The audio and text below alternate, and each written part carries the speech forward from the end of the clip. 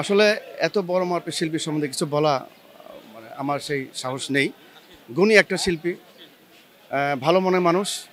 আমাদের মা বলেন, বোন বলেন, যাই বলেন সব আমরা। আর এত বড় মাপে সে চলে যাওয়ার পর আমরা খুব কষ্ট পাচ্ছি। আমরা বা আমাদের পুরো চলচ্চিত্রে গোটা পরিবার কিন্তু খুব শোকাহত। তো এখন আমাদের একটাই কাজ, আমরা আল্লাহর কাছে দোয়া করব, আল্লাহ যেন ওনাকে বেস্ট নসিব করুক, ওনার কবরটা যেন ফুলের বাগান দিয়ে ভরে রাখুক।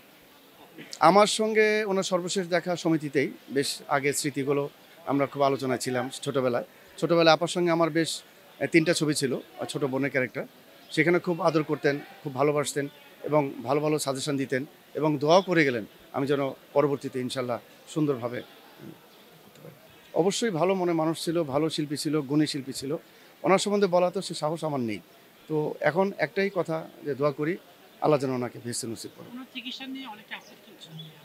চিকিৎসা নিয়ে আমি সেটা খুব একটা শুনতে পাইনি। আমি জানি উনি ডেঙ্গু আক্রান্ত ছিলেন। তো আইসিইউতে ছিলেন। তো গতকাল একটা ১০ না একটা ২০-এ উনি ইন্তেকাল করেছেন আরকি।